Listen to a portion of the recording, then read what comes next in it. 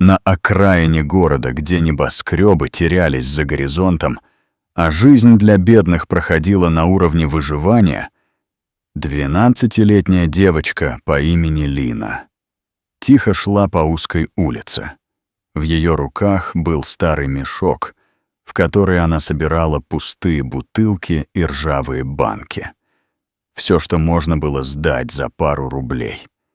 Ее лицо было худощавым, в глазах усталость, не по возрасту глубокая. Она жила на улице уже 2-й год после того, как ее мать погибла, а отец исчез, оставив только фото и разбитое зеркало в заброшенной квартире. Когда она подошла к старому складу, мимо которого проходила почти каждый день, что-то остановило ее звук, едва уловимый. Она прислушалась. Сначала подумала, что ей показалось, но потом снова. Хриплый, надтреснутый голос, почти неразличимый. «Помогите! Кто-нибудь!»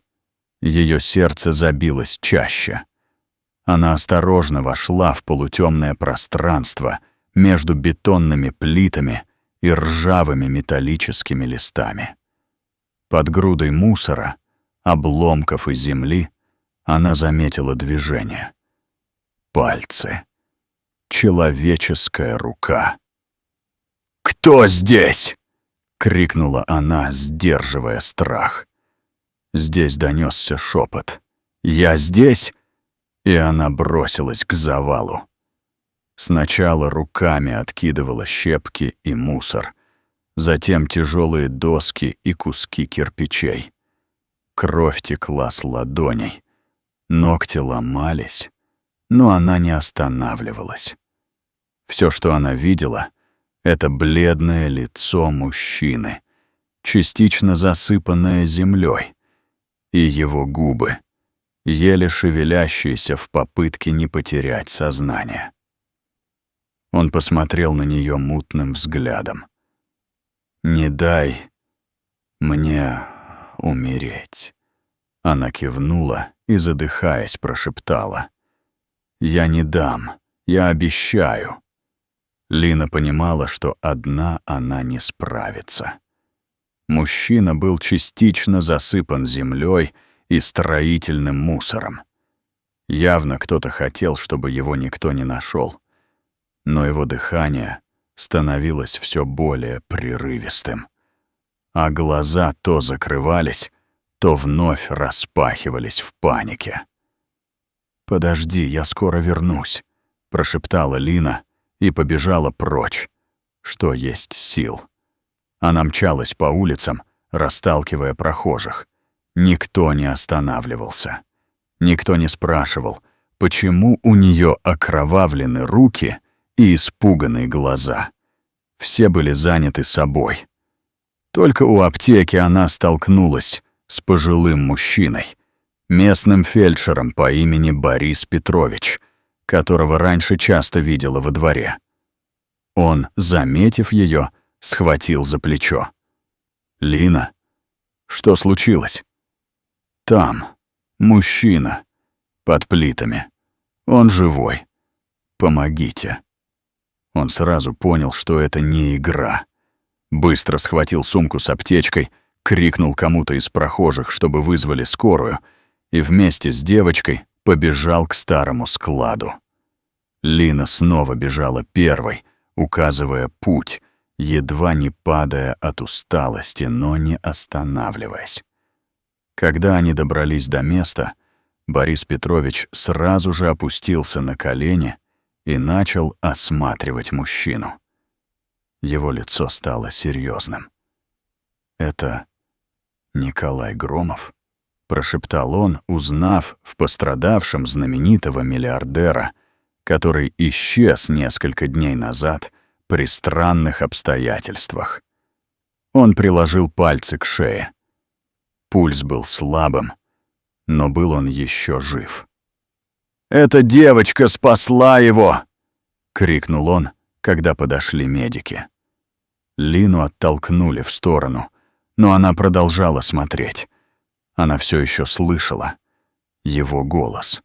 «Не дай мне умереть». И знала. Он будет жить. Скорая помощь своим сирен унесла миллиардера в больницу, а Лина осталась стоять. Посреди улицы вся в пыли и ссадинах, с дрожащими руками. Борис Петрович приобнял ее за плечи. «Ты даже не понимаешь, что только что сделала Лина», — сказал он.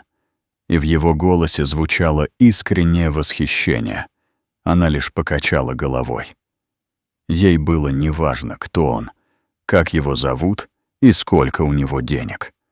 Главное, она спасла человека. Впервые в жизни она почувствовала, что ее маленькое сердце, ее детские руки могут изменить чью-то судьбу. На следующее утро, когда Лина проснулась, на старом диване в приюте ее разбудил стук в дверь. Сестра Анна, строгая и сдержанная женщина, вошла в комнату и сказала: «К тебе приехали. Ко мне». Лина испуганно расправила рубашку, думая, что, может, ее хотят снова отправить в другой приют. Но на пороге стояли люди в дорогих костюмах, и за ними сам Николай Громов. Он был еще бледен с повязкой на голове, но в его глазах было столько тепла, что Лина невольно улыбнулась. «Это она», — произнес он, глядя на сестру Анну. «Эта девочка спасла мне жизнь». Он опустился на колено перед Линой, не заботясь ни о костюме, ни о взглядах окружающих. «Ты мой ангел-хранитель, а теперь я хочу быть твоим. Хочешь, чтобы я тебя больше никогда не оставлял одну?» Глаза Лины наполнились слезами. Она впервые почувствовала, ее маленький мир изменился навсегда. В просторном холле одного из самых дорогих отелей города Николай держал Лину за руку. Она была в новом аккуратном платье, ее волосы заплетены заботливыми руками парикмахера. Ее босые когда-то ноги теперь ступали в мягких туфельках, а в глазах все та же детская искренность и недоверие ко всему происходящему. «Это теперь твой дом», — сказал Николай деликатно, будто боясь испугать. Лина оглянулась. Огромные люстры, мраморные полы, аромат цветов. Все казалось сказкой, но она все еще крепче сжимала его руку, словно могла проснуться и потерять все это. «Я не знаю, как здесь быть», — прошептала она. «Я ведь никто». Николай опустился к ней, глядя прямо в глаза.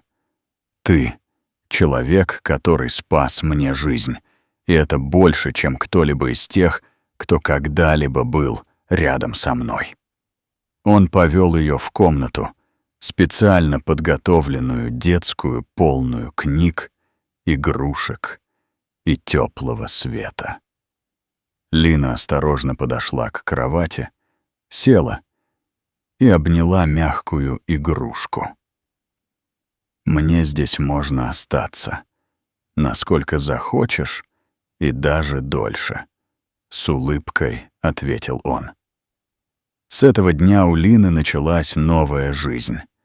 Ее душа, привыкшая к холоду и одиночеству, наконец согрелась. Она все еще была той же скромной, честной девочкой, но теперь с надеждой и верой в то, что чудо возможно. Прошло несколько недель. Лина уже привыкала к новой жизни, но внутри все еще оставалась та уличная девочка, которая каждое утро просыпалась с тревогой.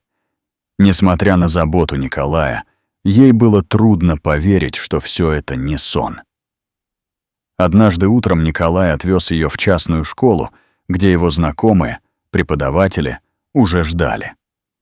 Он волновался, боялся, что девочка испугается, что не справится. Но Лина удивила всех.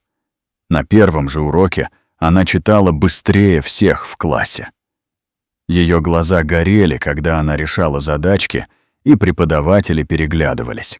В ней явно было что-то большее, чем просто уличная смелость. После занятий Николай заглянул к ней. «Ну как прошло?» Лина с легкой улыбкой пожала плечами. «Я думал, будет страшно, но мне понравилось». Он обнял ее и в этот момент понял. Она не просто девочка, которую он спас. Она — его семья, его вторая жизнь. Тем вечером они вместе ужинали на веранде. Лина рассказывала о школе, смеялась, играла с собакой Николая. Он смотрел на нее и чувствовал, как исчезает одиночество, теряющееся в ее искренней радости. «Знаешь», — сказала она вдруг, глядя на закат, «мне кажется, я родилась заново, только теперь. Правильно». Прошел еще месяц. Лина уже чувствовала себя увереннее в новом доме, в новой школе, среди новых людей. Но однажды вечером, когда Николай возвращался домой, он застал ее на веранде с испуганным лицом. В руках она сжимала старую газету. На первой странице фото Николая, заголовок. «Спасенный миллиардер объявляет награду за спасение». Ниже вот статья, в которой упоминалось, что его спасла неизвестная девочка. «Это обо мне?» — голос Лины дрожал. «Почему ты не рассказал?» Николай присел рядом, взял ее за руку. «Потому что ты не герой для газет. Ты — мой личный ангел. Я не хотел, чтобы весь мир влезал в твою жизнь. Ты заслуживаешь тишины, безопасности и простого счастья, Лина». Она посмотрела на него, и впервые не как на богатого спасителя, а как на родного человека.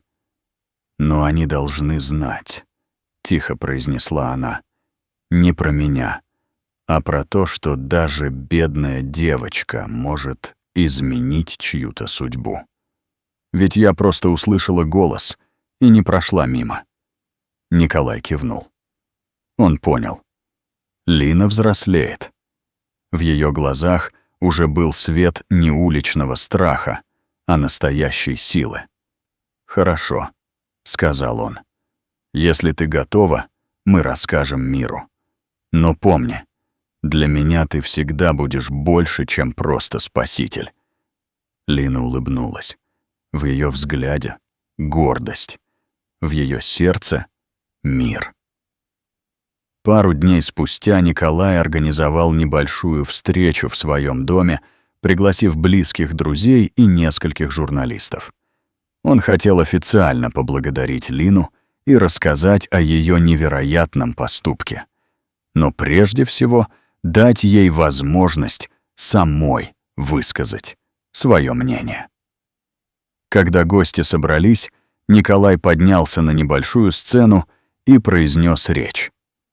«Сегодня я хочу представить вам человека, который спас мою жизнь.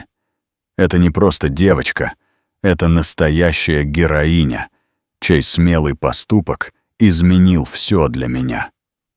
Затем он позвал Лину. Девочка вышла вперед немного робко, но с гордостью в глазах.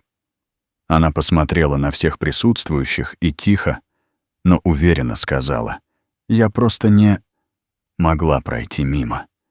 Иногда одна маленькая помощь может спасти целую жизнь. Я хочу, чтобы все помнили, даже если ты маленький и кажется, что у тебя нет силы, никогда не теряй веру в себя и свои поступки». В зале воцарилась тишина, а затем раздались аплодисменты. Лина почувствовала, как с ее плеч падает груз страха и сомнений.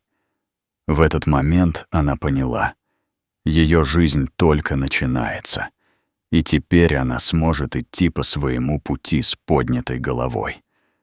Николай, глядя на нее, улыбнулся и прошептал: «Ты изменила не только мою судьбу, но и свою. Ты — пример для всех нас.